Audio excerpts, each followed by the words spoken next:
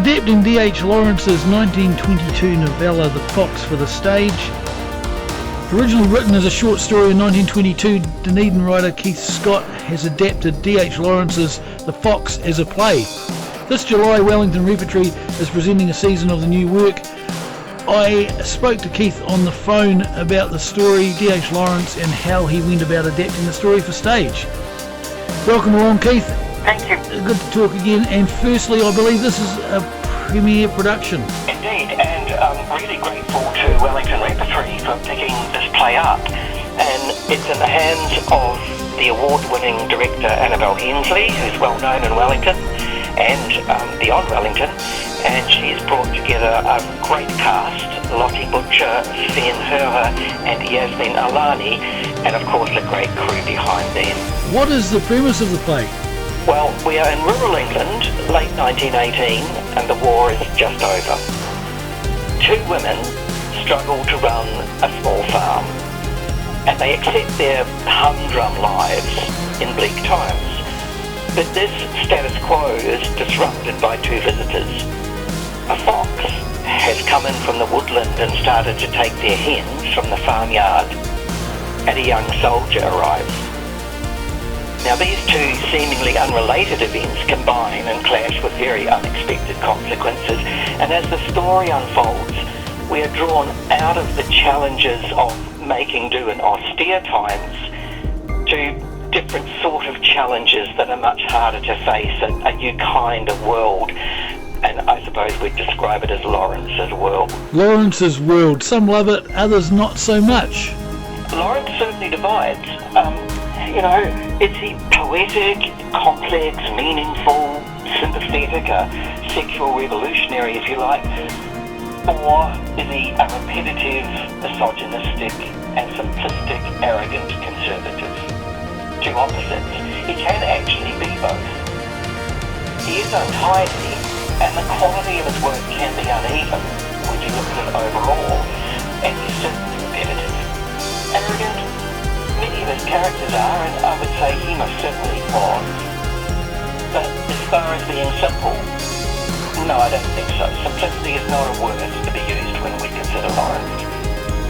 The storyline of The Fox, for example, is very simple, but the philosophy that drives it isn't. Where do you think Lawrence is at his best? I think all the poetry is wonderful and much underrated. The best novel for me is Sons and Lovers, but standout short story will be The Fox.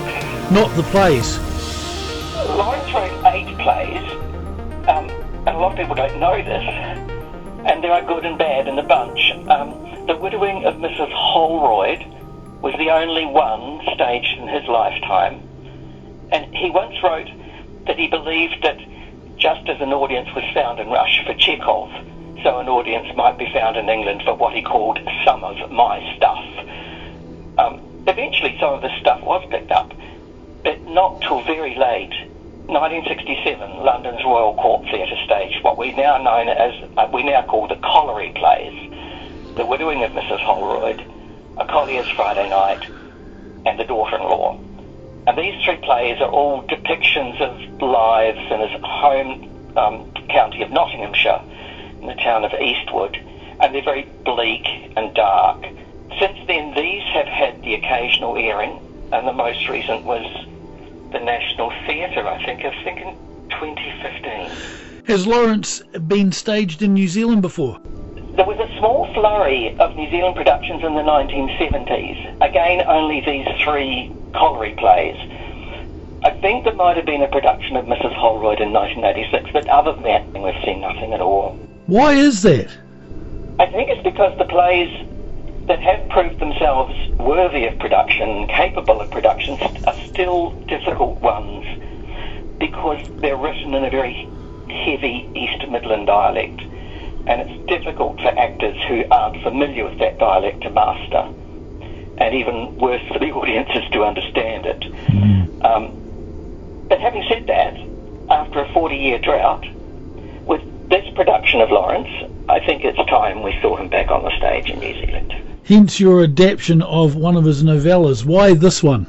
There are dramatisations of the novels, but But their broad canvas is best suited for film and television, I think.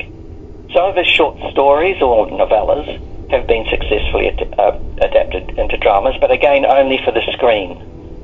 Other than The Fox, I'm not sure whether they would succeed as a live play. But The Fox certainly does, because both in terms of production logistics and dramatic structure, it's perfect for live theatre. The Fox has been dramatised before, both as a motion picture and a stage work, so why revisit it? Quite simple, really. Just to repair the damage done by both the film and the play. There are some very good film adaptations of Lawrence. The 1967 film of The Fox is not one of those. Inexplicably, it was set in 1960s Canada and not 1918 England. And it's full of sexual sensationalism that is not in the original. And I think, being 1967, it was just an attempt to cash in on the salacious publicity around the 1960s Lady Chatterley novel censorship court case, which made headlines around the world. But it did win a Golden Globe and gained Oscar nominations. True, it did. But that was because it was a product of its time, the late 1960s. It was not, in any way, a product of Lawrence. How about the 1981 play? When adapting another writer's work, I think you have to be true to the original concept and the text. Now, much of the material in American Alan Miller's script is not written by Lawrence. Miller alters the personalities of the characters, he condenses the storyline, he ignores Lawrence's ending completely and creates his own. And when he does that, he strips the original of all its true literary eloquence. And in fact, to the point of removing Lawrence almost entirely, I would say. Miller hasn't adapted Lawrence in this play, he's just plagiarised his plot. But I hope that mine is truer to the original. What was your starting point? I mentioned before how Lawrence divides, and so the first challenge in adapting him arises because I had to decide what side I was on with him. And you do need to decide. You can't sit on the fence with this guy. He forces you out of a sort of comfortable neutrality to take a stand in the fight, whether that be with him or against him. The first decision was not such a difficult choice for me because I admire Lawrence immensely. The rest wasn't perhaps quite so easy as that. Why not so easy? How to deal with the untidy bits and the repetition, I talked about that before. He can be heavy-handed, and also how to avoid falling into the same traps as the film and Miller's play did. But the hardest thing, I think, was how to present the complex ideas and philosophy through his characters. While these characters, while they aren't simple, they lack the intellect and insight of their creator. Why is that? Because when we're reading the novella, we have Lawrence as the third person explaining it all as we go along, all the inner thoughts of these people. But the stage doesn't allow us that sort of luxury. There are plays with a narrator, though. Yes, there are. But I have always thought that that's a sort of cheap cheat in a way. It's an easy way out. And I don't know whether it's very dramatically satisfying for an audience when they have a narrator. So what was your approach? I had to give the actors the material in a form they can use, sort of to communicate through the whole gamut of skills, both sort of verbal and non-verbal, that an actor has to employ to get the ideas, the philosophy, if you like, across. That took a bit of doing, but the internal unvoiced emotions that Lawrence describes can actually work on stage. As monologues or soliloquies? No, not that. But as a dialogue between characters. So one character draws out through questions the feelings of the other. Having said that, though, I do use monologue in this play at one pivotal moment, but I can't tell you what that moment is. What do you think his philosophy is in this story? Lawrence's world in all of his work is naturalistic, animistic, but above all it's radically dualistic. There's always these opposites. There's light and dark, there's intuition and ignorance, there's the hunter and the hunted, and of course there's the male-female opposites. And this dualism is contrasting and, in fact, an active opposition. And again we come back to this matter of division. There is a male and female opposite, but he also positions the story on the cusp between what Lawrence saw as this knowledge of or ignorance of nature and spirit. A sort of point of contact, a collision, if you like, between the physical and metaphysical worlds. There are lots of dualities in this story, and they're evident even within all of the three characters. One of two forces, if you like, is in the light, or the other is in the darkness, and one is recognized, it's self-aware, but the other may be obscure or misinterpreted, and it's seen something as only to be fought against. This dualism, it's a powerful dramatic device, because self-awareness is set aside self-doubt. Then I think the other main theme that I was most interested in is Lawrence's idea of what is happiness and what is the pursuit of happiness. And is achieving a state of happiness worth the sacrifices made to attain it? And will the attempt to reach it mean overreaching it and failing? Or is happiness even real? Or is it just a mistake or a mirage? And these are the questions and ideas which dominate the end of the play. Can you elaborate on that? No. You have to come and see the play to work that out for yourself. It takes place at the end of the First World War. Is that time important? Yes and no. Bailey Farm is a small holding in the remote English countryside. These two women, Jill Bamford and Nellie March, have purchased the farm at the start of the war. Now, in late 1918, the soldiers are returning, but to a sort of grieving homeland, if you like. Things are pretty terrible. The flu epidemic is raging, and it's bleak, and there's a bleakness about the farm and the lives of the two women, and in fact even the time of year, early winter. The Fox is often regarded as a commentary on immediate post-war Britain and the changing role of women because of the war and displaced soldiers returning to a changed world.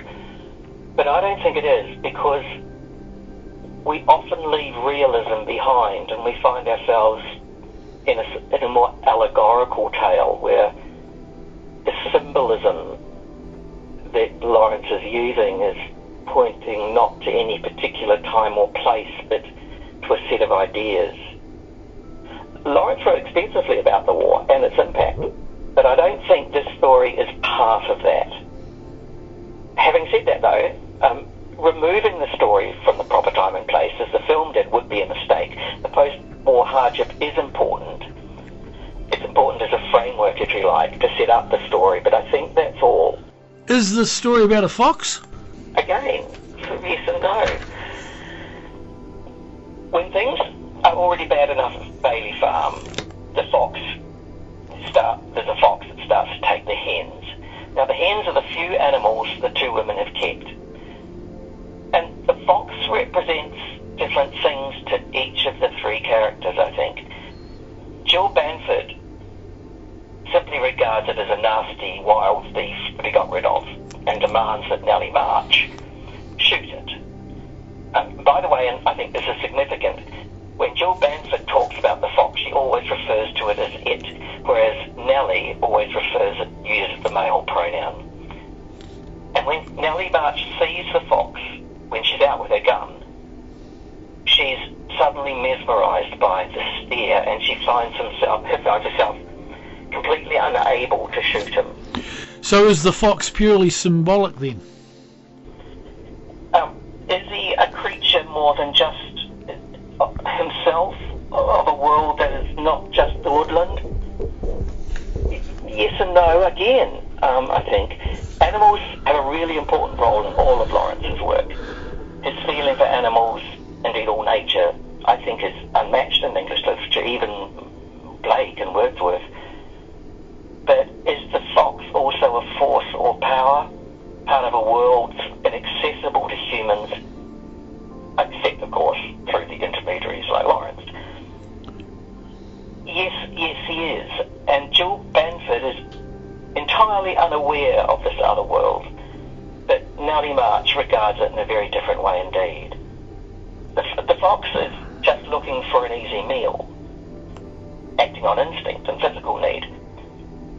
But it only becomes something else in Nellie's imagination. So I think it's into her psyche that we have to look to understand the significance. Rather than being an alien power force, it's more perhaps a trigger that releases things in March that she did not know were there.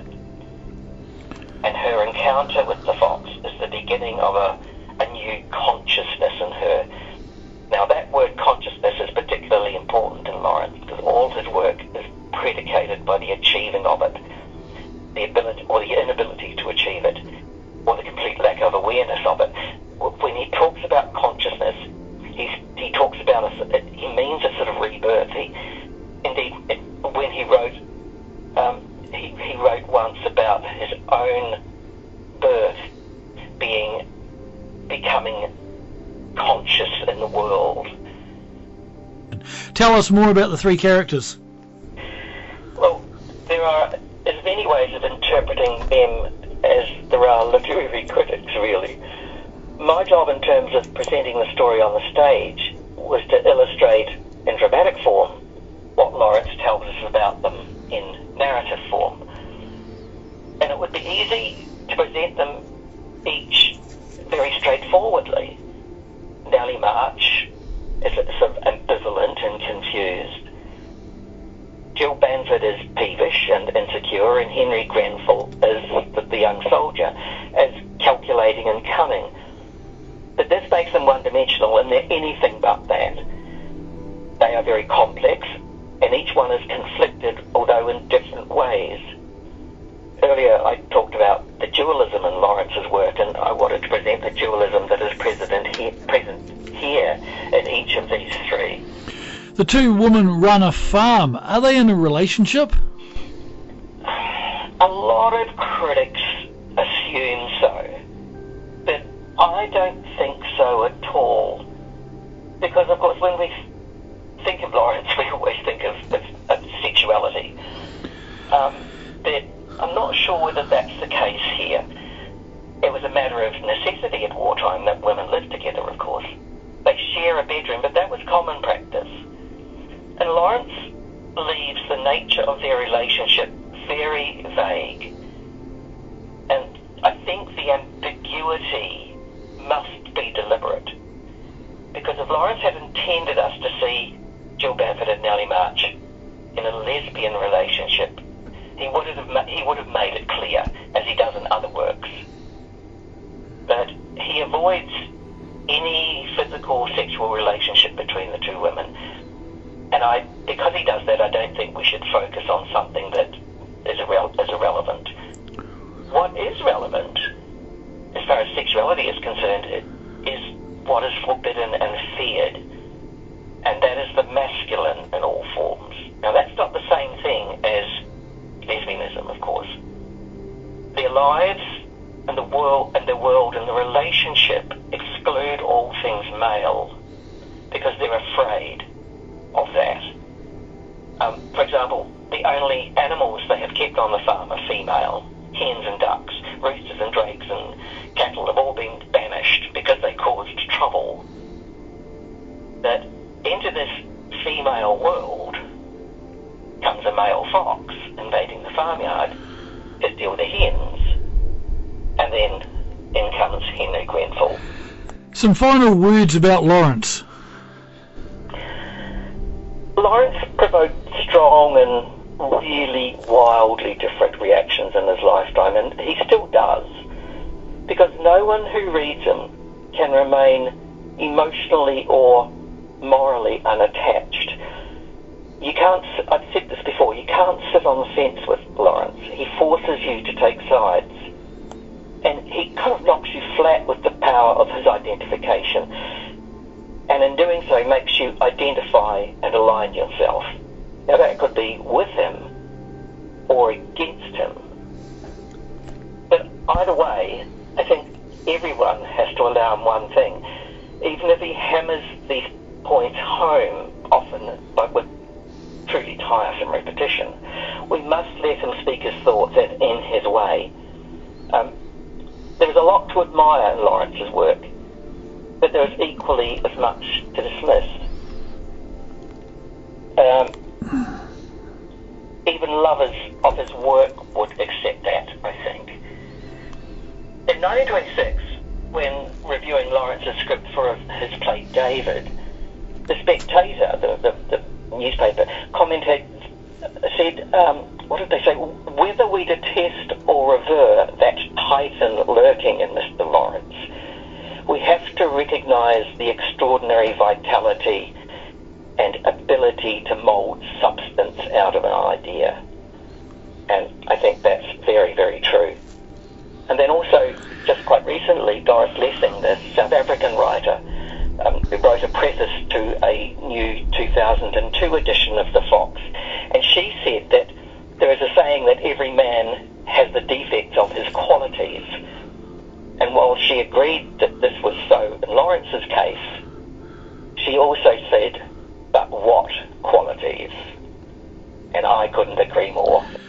I've been talking with playwright and author Keith Scott about his stage adaptation of D.H. Lawrence's The Fox. It's on at the Griffin Theatre in Wellington, presented by Wellington Repetory from the 9th of July to the 19th of July. You can book at wellingtonrepertory.org.nz.